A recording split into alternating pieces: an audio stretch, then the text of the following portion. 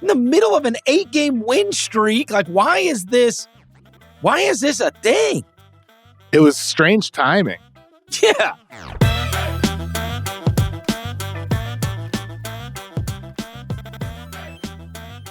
You have this Philly team who's now won 8 straight, and you have both Embiid and Harden playing unbelievable basketball. And I went and pulled the last 8 games just to see what's been going on.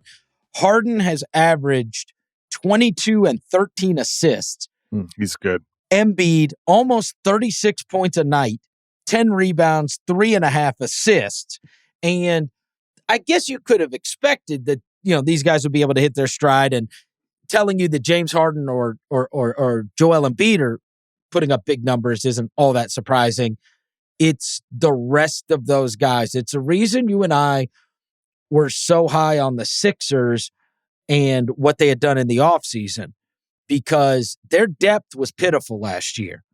And what they were able to do is reinvent that roster with guys that could actually really help them. And they are still without one of their top 3 players in Maxey. Mm-hmm. Tobias Harris has been very good playing his role. He's only getting you 16 points a game in these last 8, but he's shooting 55% from the field. But DeAnthony Melton, 16 points a game, 47% from 3. George Niang, 40% from 3. Harden shooting 41% from 3. Harris is shooting 38% from 3. All of these games, this is all from the last 8 games of the season. And so in these last 8 games, these guys have really hit a stride where Embiid's playing unbelievably. Harden's got these crazy assist numbers, and they figured out that you can get all kinds of open shots. You just stand out there. Can you knock down open threes? Because this is a great place to be if you can knock down open threes with what they've got on the inside.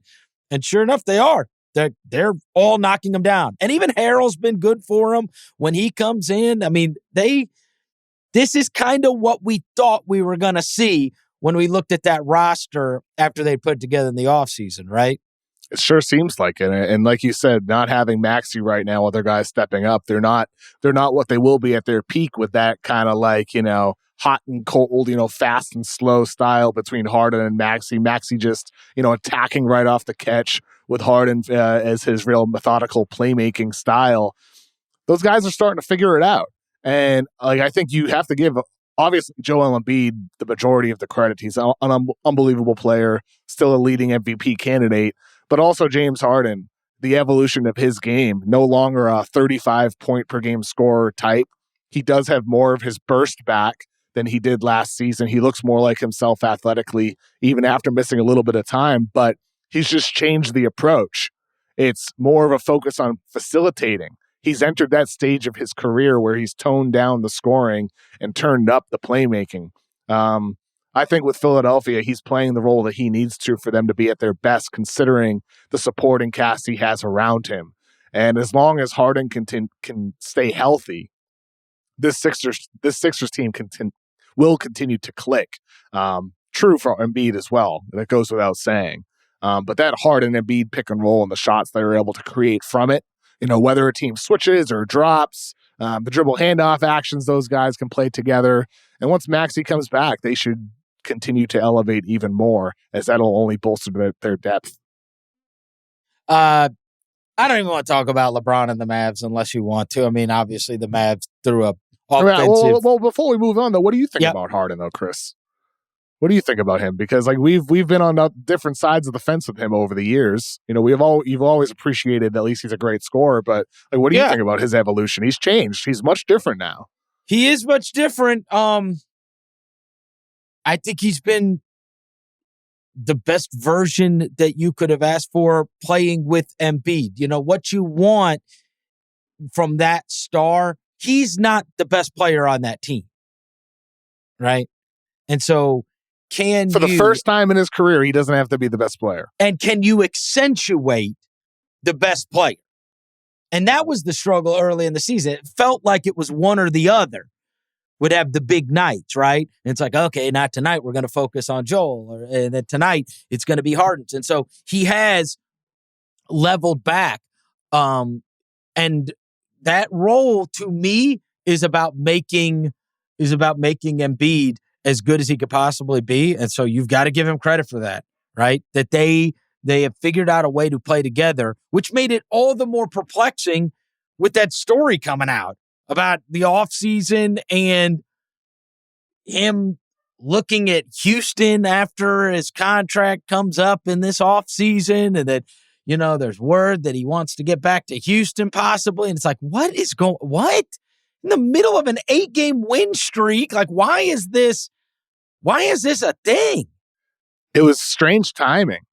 Yeah. On Christmas Day. I mean, so like back in May and June, there were rumblings across the league, and I took it as this is just a leverage play, right?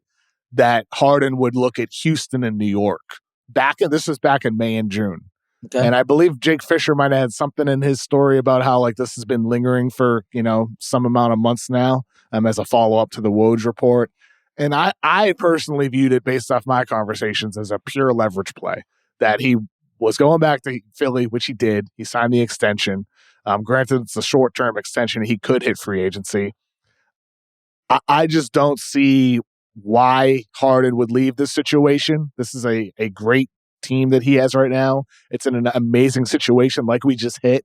He's able to facilitate, make his teammates better, and then when Embiid's off the floor, he can turn into the scorer when he needs to, right? Like he can toggle between the two.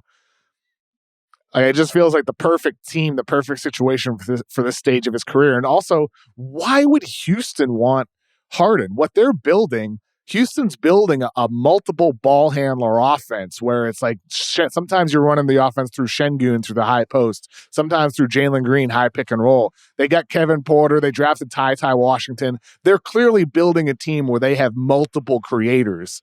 Adding James Harden to that, like that would be a pure Tillman Fertitta move where it's like, we got to start winning games now. Like that's all it would be. I just don't see why Houston, based off the direction they're going and the trajectory they're on, why they would add James Harden. It makes absolutely zero sense to me why Houston would consider it. The only way is if they got your boy. Other than that, Victor Wembanyama. Other than that, I couldn't see.